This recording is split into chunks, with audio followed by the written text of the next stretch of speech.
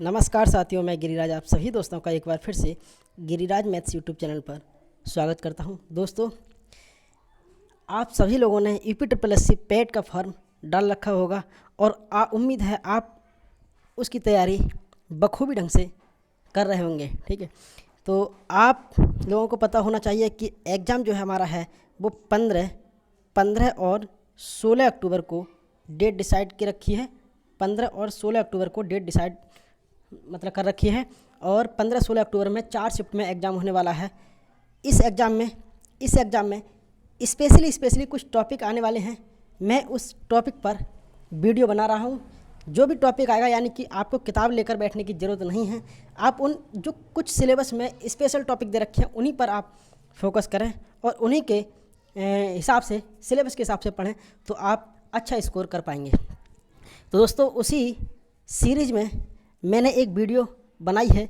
ये महत्वपूर्ण आर्टिकल यानी कि इम्पोर्टेंट जो आर्टिकल हैं संविधान के, उसके लिए मैंने एक वीडियो तैयार की है। यह वीडियो आपको सभी एग्ज़ाम जैसे यूपी पेट के लिए तो ये स्पेशली है ही, और यूपी वीडियो और लेखपाल जैसे कि एसएससी के सभी एग्ज़ाम के लिए ये बहुत ज़्यादा इम्पोर्टेंट होने वाली है। तो आइए दोस्तों, स्टार्ट करते हैं अपनी यह वीडियो और इम्पोर्टेंट आर्टिकल हम पढ़ने वाले हैं। तो इस वीडियो को आप देखने से पहले एक बार आपसे अपील है कि इससे पहले जो वीडियो डाली थी मैंने, यानी कि जो भाग वाली वीडियो डाली थी, जो संविधान के भाग हैं 22 भाग, उससे संबंधित एक वीडियो डाली थी।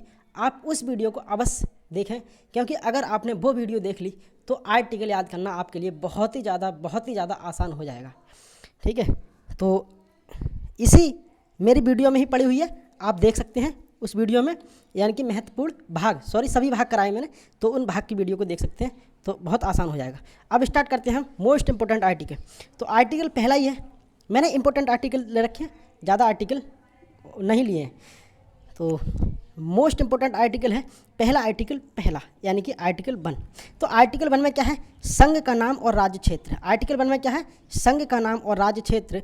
आर्टिकल 2 में है नए राज्यों का प्रवेश और स्थापना, यानी कि जो भी नए राज्य हैं उनकी प्रवेश और स्थापना का जो उपबंध है वो अनुच्छेद 2 में है। अगला है अनुच्छेद 3। अनुच्छेद 3 में क्या है, जो कि बहुत ज़्यादा इंपॉर्टेंट है। अनुच्छेद 3 ये बार एग्जाम में लगातार पूछा जाता है, क्योंकि मैंने बहुत डिफरेंट एग्जाम दिए हैं, इसलिए मुझे जानकारी है। अनुच्छेद 3 बहुत ज़्यादा पूछा जाता है। क्या है? नए राज्यों का नाम और वर्तमान राज्यों और पुराने राज्यों के क्षेत्रफल, सीमा व नाम में परिवर्तन। ठीक है, तो क्षेत्रफल और सीमा के नाम में परिवर्तन है, ये अनुच्छेद 3 बहुत ज़्यादा इंपॉर्टेंट है। अगला अनुच्छेद है अनुच्छेद 14। तो अनुच्छेद 14 जो है ये विधि के समक्ष समानता है, बहुत ज़्यादा इंपॉर्टेंट है। अनुच्छेद 15 है धर्म, मूलवंश, जाति, लिंग एवं जन्म स्थान के आधार पर भेदभाव का निषेध है। और अनुच्छेद 16 है। अनुच्छेद 16 क्या कहता है कि लोक नियोजन के विषय में अवसर की समानता है, यानी कि हमारी सरकार संविधान के अनुसार लोक नियोजन के विषय में, यानी कि प्रत्येक व्यक्ति के लिए अवसर की समानता प्रदान करेगा। अनुच्छेद 17 है, ये बहुत ही ज़्यादा मोस्ट इम्पोर्टेंट आर्टिकल है। अनुच्छेद 17 मैंने जहाँ स्टार लगाया है वो उसे आप स्पेशली याद रखें। ठीक है, तो अनुच्छेद 17 है अस्पृश्यता का अंत। ठीक है, तो जो हमारा कहते हैं छुआछूत वाली बीमारी थी, उसका इसमें अंत किया गया है अनुच्छेद 17 में। और अनुच्छेद 18 है उपाधियों का अंत। 18 उपाधियों का अंत। और आगे देखते हैं अनुच्छेद 19। अनुच्छेद 19 से वाक स्वतंत्रता आदि विषय कुछ अधिकारों का संरक्षण, यानी कि इंसान प्रत्येक नागरिक के लिए अनुच्छेद 19 के तहत वाक स्वतंत्रता है, यानी कि बोलने की स्वतंत्रता है। वो कहीं भी सभ्य तरीके से बोल सकता है, धरना दे सकता है, हड़ताल कर सकता है। तो इस तरह की स्वतंत्रता अनुच्छेद 19 में है, बहुत इंपॉर्टेंट है अनुच्छेद 19। और आगे हम देखते हैं अनुच्छेद 20। तो अनुच्छेद 20 में है अपराध के लिए दोषसिद्धि के संबंध में संरक्षण। अब अनुच्छेद 20 में है अपराध के लिए दोषसिद्धि के संबंध में संरक्षण। तो अनुच्छेद 20 जो है बहुत कन्फ्यूजन वाला आर्टिकल है अनुच्छेद 20। तो अनुच्छेद 20 में क्या है? अपराध के लिए दोषसिद्धि के संबंध में संरक्षण। कैसे कन्फ्यूजन है, आगे देखते हैं अभी।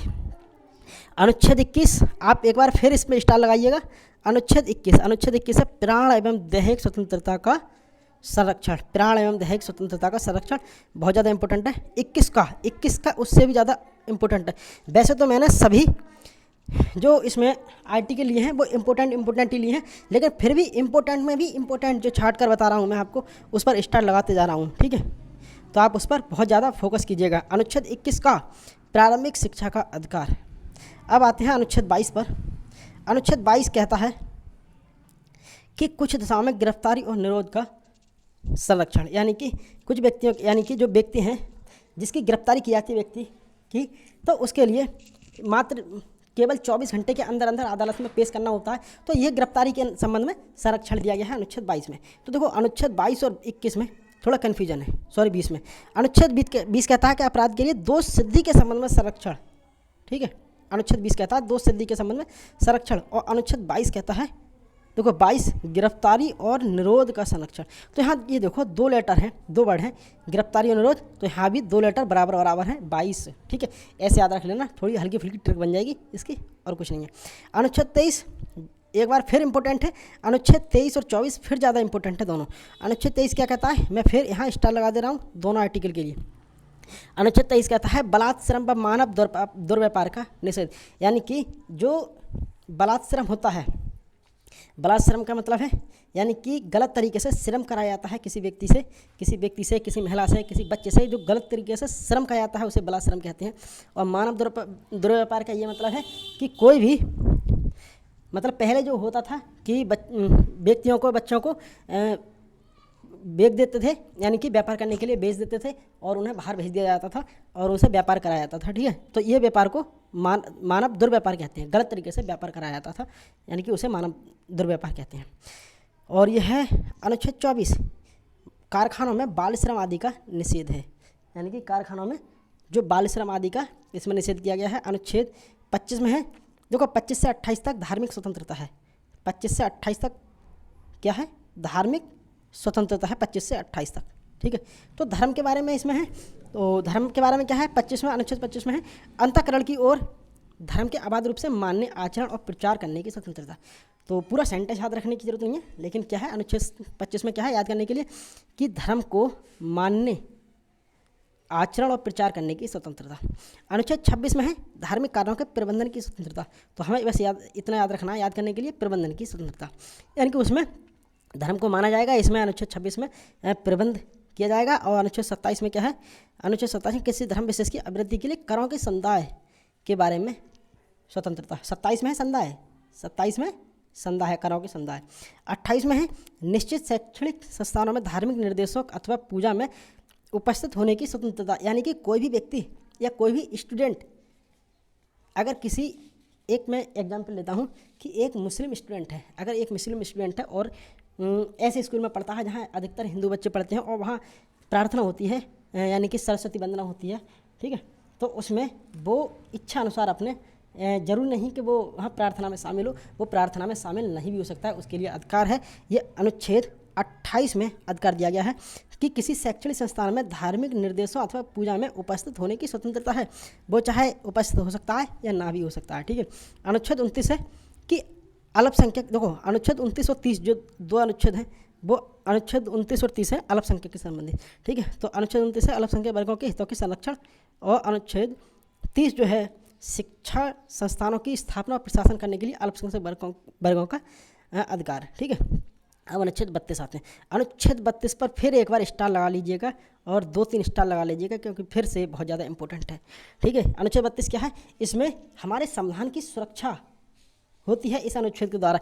इस भाग द्वारा प्रदत्त अधिकारी को परिवर्तित कराने के उपचार दिए जाते हैं, प्रदत्त अधिकारी को परिवर्तित कराने के उपचार दिए जाते हैं, यानी कि जितने भी जो हमारे, जितने भी 14 से लेके, हाँ जितने भी 14 से लेकर जो मैंने 30 तक के अनुच्छेद बताए हैं, उनके लिए इम्प्लीमेंट जो कराने का अधिकार है एक प्रदत्त अधिकारी को होता है, ठीक है।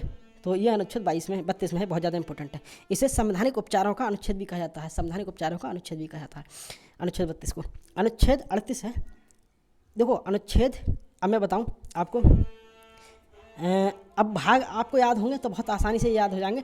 अब हम भाग पढ़ने वाले हैं भाग 4, ठीक है। भाग 4 के आर्टिकल पढ़ने वाले हैं, और भाग 4 जो है वो 36 से 51 के बीच में है, ठीक है। भाग 4 है 36 से 51 के बीच में पढ़ने वाले हैं।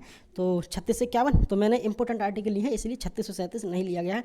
तो अनुच्छेद 48 में क्या है, अब इसमें 36 से 51 में क्या है, राज्य के नीति निर्देशक तत्व है, यानी कि राज्य के लिए यह सुझाव दिए गए हैं कि आप ऐसा करें अपनी जनता के लिए, ठीक है। तो अनुच्छेद 38 में क्या कहा गया है, अनुच्छेद 38 में कहा गया है कि राज्य लोक कल्याण की अभिवृद्धि के लिए सामाजिक व्यवस्था बनाएगा, ठीक है। अनुच्छेद 39 का में कहा गया है कि समान न्याय और निःशुल्क विधि सहायता, यानी कि राज्य अपने सभी नागरिकों के लिए समान न्याय दिलवाएगा, चाहे वो SC ST OBC चाहे किसी भी जनजाति क्षेत्र का हो, उसके लिए समान न्याय होगा और निःशुल्क विधिक सहायता होगी, यानी कि ये नहीं है आपसे पैसे ले लिए जाएं न्याय दिलाने के लिए, ठीक है। ये 39 का है। अनुच्छेद 40 फिर से एक ज़्यादा इम्पोर्टेंट आर्टिकल है, मैं जिस पर स्टार लगा रहा हूँ वो बहुत ज़्यादा इंपॉर्टेंट है और यही तुम्हारे एग्जाम में आने वाले हैं डेफिनेट, ये 100% बात मैंने बता दी आपको, ये आने वाले हैं, ठीक है। अनुच्छेद 40 है ग्राम पंचायतों का गठन, यानी कि कहा गया है कि राज्य अपने सभी जिलों में जनपदों में प्रत्येक मतलब ग्राम पंचायतों का गठन करेगा अनुच्छेद 40 के तहत। अनुच्छेद 41 है कुछ दिशाओं में काम शिक्षा और लोक सहायता पाने का अधिकार। अनुच्छेद 42 है काम की न्यायसंगत और मानवोचित दशाओं का तथा प्रसूति सहायता का उपबंध, यानी कि अनुच्छेद 42 में कहा गया है कि जो कार्यकारी महिला हैं उनके लिए प्रसूति सहायता का उपबंध किया गया है, ठीक है। तो इतनी ज़्यादा इंपॉर्टेंट नहीं है 41 42 और 43 है कर्मकारों के लिए निर्वाह मजदूरी, ये भी इतना ज़्यादा इंपॉर्टेंट नहीं है। 43 का उद्योगों के प्रबंध में कर्मकारों का भाग लेना। अनुच्छेद 43 का सहकारी समितियों को बढ़ावा, एक बार आप पढ़ लीजिएगा इनको, लेकिन इतनी ज़्यादा इंपॉर्टेंट नहीं है। अनुच्छेद 44 है, ये ज़्यादा इंपॉर्टेंट है। अनुच्छेद 44 है यानी कि नागरिकों के लिए एक समान सिविल सहायता, यानी कि देखो वहाँ जो 39 का है वो समान विधिक सहायता है, लेकिन यहाँ पर समान सिविल सहायता है, यानी कि राज्य अपने नागरिकों के लिए ऐसा नहीं कि जनरल वालों के लिए अच्छे काम किए जाए और SC OBC वालों के लिए बेकार से बेकार काम करेगा राज्य, ऐसा नहीं होगा। तो अगर किसी को लगता है, किसी आम नागरिक को लगता है कि उसके यहाँ ऐसा हो रहा है कि सरकार या कोई राज्य सरकार एक ही मतलब कैटेगरी को बढ़ावा दे रही है, तो इसके खिलाफ वो केस कर सकता है सरकार के खिलाफ कोर्ट में, ठीक है, अनुच्छेद 44 के तहत। तो नागरिकों के लिए एक समान सिविल सहायता है, यानी कि सभी के लिए एक समान सिविल सहायता होगी। अनुच्छेद 44 में बहुत ज़्यादा इंपॉर्टेंट, एक बार फिर से अनुच्छेद 45, ये फिर से बहुत ज़्यादा इंपॉर्टेंट और सबसे ज़्यादा पूछा आने वाला भी ये क्वेश्चन है। अनुच्छेद 45 बालकों के लिए निःशुल्क और अनिवार्य शिक्षा। राज्य अपने प्रदेश में साक्षरता बढ़ाने के लिए बालकों के लिए निःशुल्क और अनिवार्य शिक्षा प्रदान करेगा। अनुच्छेद 46 है SC ST और अन्य दुर्बल वर्गों के शिक्षा और अर्थ संबंधी हितों की अभिवृद्धि की जाएगी, ठीक है, अनुच्छेद 46 में। और 47 फिर से एक ज़्यादा इंपॉर्टेंट है, इसमें 47 है पोषण स्तर और जीवन स्तर को ऊंचा करने और लोक स्वास्थ्य को सुधार करने का राज्य का कर्तव्य है, ठीक है। तो आंगनवाड़ी का कार्य जो है वो इसी अनुच्छेद के अंतर्गत आता है, अनुच्छेद 47 के अंतर्गत, ठीक है। ये क्या है, पोषण, देखो 47 में 7 आता है और पोषण में भी 7 आता है, तो आप ऐसे याद रख सकते हैं, बस इतना याद रखो, पोषण स्तर, बस यहीं से याद हो जाएगा, पोषण स्तर 47, ठीक है। अनुच्छेद 48 कहता है कृषि और पशुपालन का संगठन। अनुच्छेद 48 का फिर से इम्पोर्टेंट है, 48 का पर्यावरण का संरक्षण और संवर्धन, वन तथा वन्य जीवों की रक्षा, यानी कि राज्य प्रत्येक अपने जिले में या अपने राज्य सीमा क्षेत्र में पर्यावरण का संरक्षण करेगा, उसका संवर्धन करेगा और वन और वन्य जीवों की रक्षा करेगा, ठीक है। अनुच्छेद 49 कहता है कि राष्ट्रीय महत्व के संस्मारकों स्थानों और वस्तुओं का संरक्षण। वैसे तो प्रत्येक नागरिक का ये उद्देश्य होता है कि वो अपने जो स्मारक होते हैं उनकी रक्षा करें और हानि नहीं पहुंचाए, लेकिन फिर भी राज्य के लिए ये सुझाव है कि राष्ट्रीय महत्व के संस्मारकों स्थानकों और वस्तुओं का ये संरक्षण करें। अनुच्छेद 50 फिर से एक बहुत ज़्यादा इंपॉर्टेंट जो बार बार पूछा जाता है एग्जाम में, क्या है, कार्यपालिका से न्यायपालिका का अलग, यानी कि न्यायपालिका अगर कोई डिसीजन दे रही है तो उसमें कार्यपालिका टांग नहीं अड़ाएगी, ठीक है। अनुच्छेद 51 यह अंतर्राष्ट्रीय शांति और सुरक्षा की अभिवृद्धि करता है। तो अनुच्छेद 51 का फिर से एक बार बहुत ज़्यादा इम्पोर्टेंट, मैं इसे अलग पेन से डिनोट करूँगा, मैं इसे अलग पेन से डिनोट करूँगा। ये बहुत ही ज़्यादा important, very very most important ये आर्टिकल है, ठीक है, वेरी वेरी मोस्ट इम्पोर्टेंट ये आर्टिकल है। क्या? अनुच्छेद 51 का मूल वंश यानी सॉरी मूल कर्तव्य, 51 का जो है 51 का है मूल कर्तव्य, मूल कर्तव्य है 51 का में, ठीक है। तो ये भाग जो है भाग 4 का है, भाग 4 का में ये दे रखे हैं मूल कर्तव्य, ठीक है, अनुच्छेद 51 का में।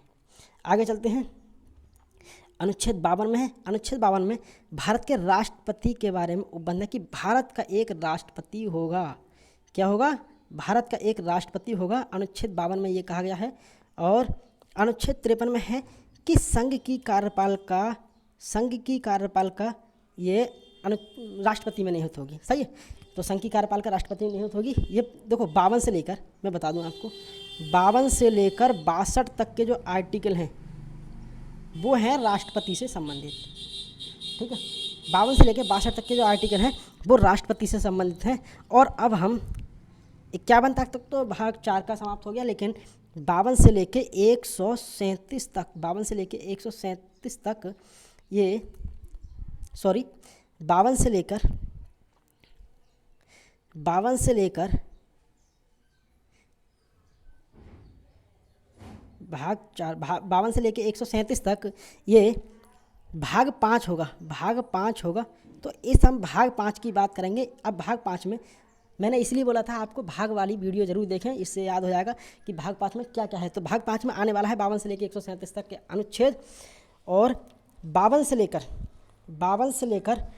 62 तक के अनुच्छेद जो हैं वो राष्ट्रपति पर फोकस करेंगे, और 62 से लेकर 63 से लेकर आगे जो है क्या नाम है 72 तक जो अनुच्छेद हैं वो उपराष्ट्रपति पर संबंधित करेंगे। और उसके बाद में संसद आती है इसमें, तो संसद के लिए ये डिनोट करेंगे, ठीक है। और उसके बाद में उच्चतम न्यायालय है, सुप्रीम कोर्ट है, 124 से 151 तक, 147 तक। उसके बाद 148 से 151 तक महाधिवक्ता। तो इसलिए मैंने थोड़ा सा गलत बोल दिया था, ये 137 नहीं है, ये 151, 52 से लेके 151 तक है, ठीक है। 52 से लेके ये 151 तक है, 52 से लेके 151 तक है, ठीक है। तो अब हम बात करते हैं, अनुच्छेद 52 में है भारत का राष्ट्रपति होगा बाहर, और अनुच्छेद 53 में है संघ की कार्यपालक शक्ति राष्ट्रपति में निहित होगी। अनुच्छेद 54 में है अनुच्छेद 54 में है राष्ट्रपति का निर्वाचन होगा। अनुच्छेद 55 में इसकी निर्वाचन की रीति क्या होगी, 55, ठीक है। 56 में इसकी पदावधि है, 56 में इसकी पदावधि दे रखी है कि कितने समय के लिए राष्ट्रपति निर्वाचित हो सकता है। और 57 में क्या है, अनुच्छेद 57 में पुनर्निर्वाचन के लिए पात्रता, 58 में अहर्ता, 58 में अहर्ता। देखो अब यहाँ से क्वेश्चन पूछे आएंगे, ठीक है। 58 में है अहर्ता, 59 में है शर्तें, राष्ट्रपति पद के लिए शर्तें, 60 में है राष्ट्रपति द्वारा शपथ।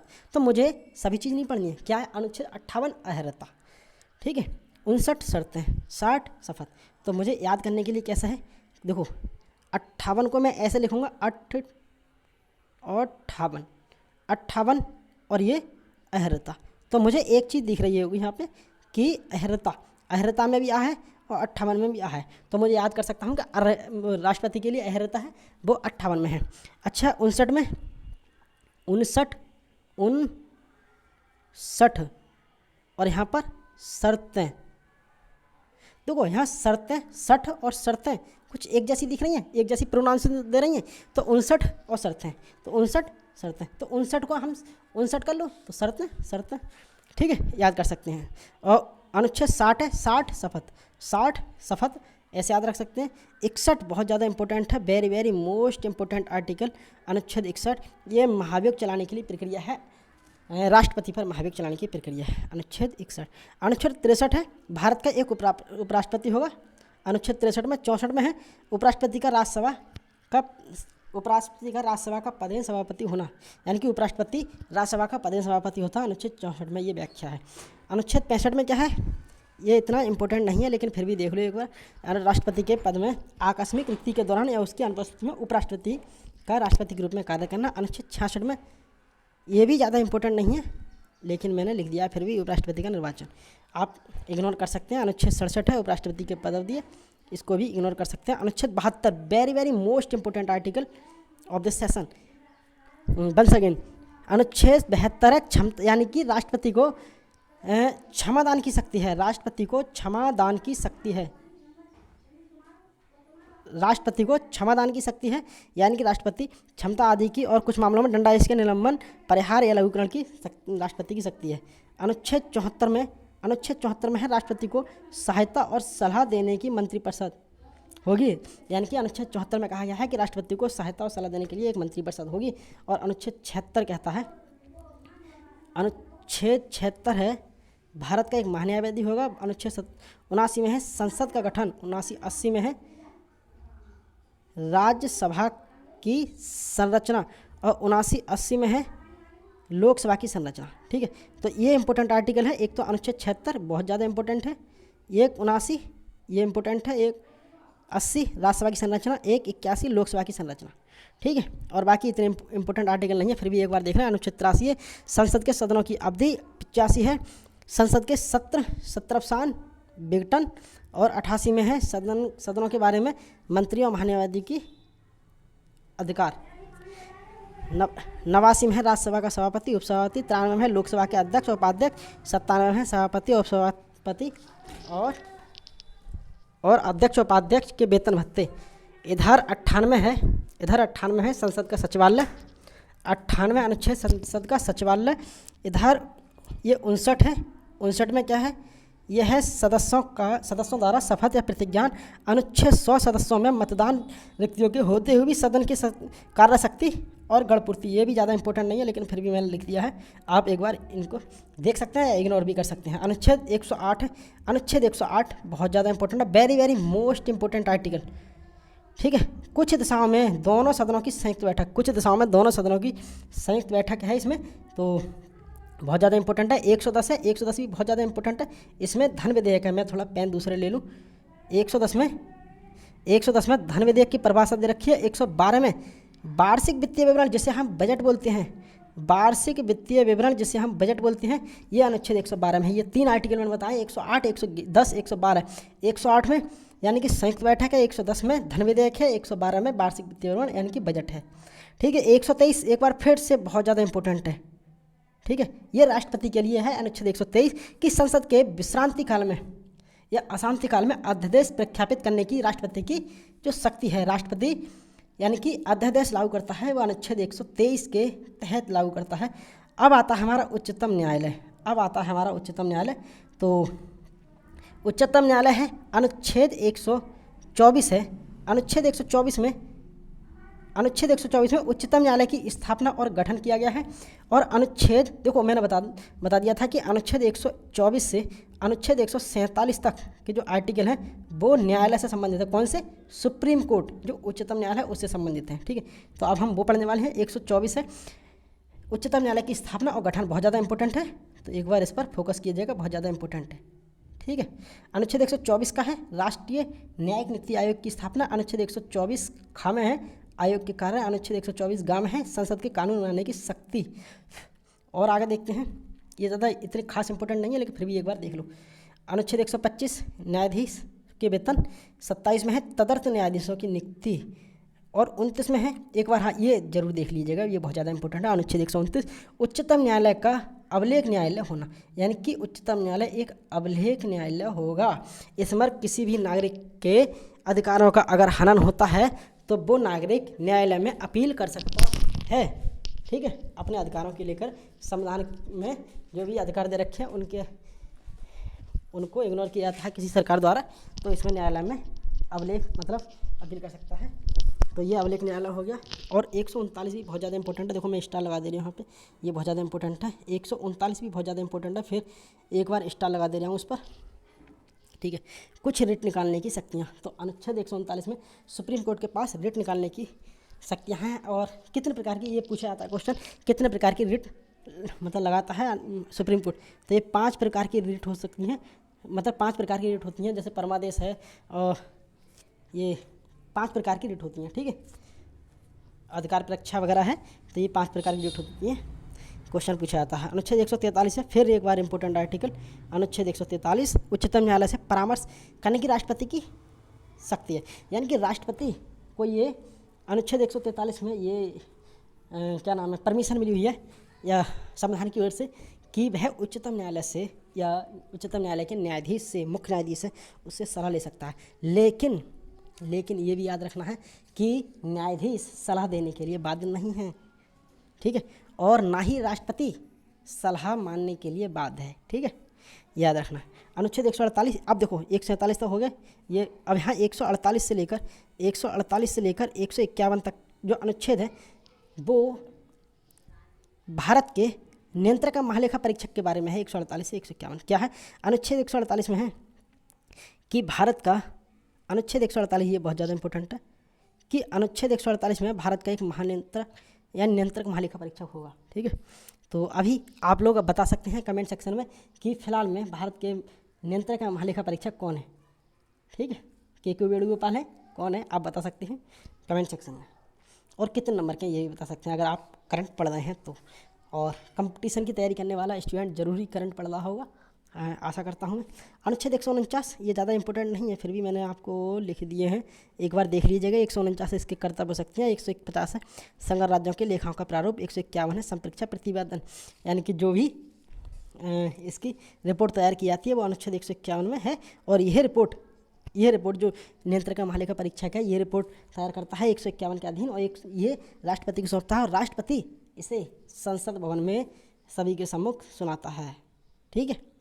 तो ये रहा हमारा भाग 5 तक का मैंने कवर करा दिया है, यानी कि भाग 1, भाग 2, भाग 3, भाग 4, भाग 4 का और भाग 5, ये 5 तक के भाग करा दिए हैं मैंने, इसके आर्टिकल करा दिए हैं, यानी कि अनुच्छेद 151 तक, ठीक है। और बाकी और अनुच्छेद हैं और आर्टिकल हैं वो मैं अगली वीडियो में बहुत जल्द लेकर आ रहा हूँ। तब तक के लिए आपसे मैं विदाई चाहता हूँ। और अगर आपको वीडियो थोड़ी बहुत भी हेल्पफुल लगी हो तो वीडियो को एक बार ज़रूर लाइक करें, और कुछ भी राय हो अपनी तो कमेंट सेक्शन में कमेंट करें। अगर कुछ सुधार करना है मुझे तो भी कमेंट करें, और अगर कुछ कॉन्ग्रेचुलेसन देने हैं फिर भी कमेंट करें।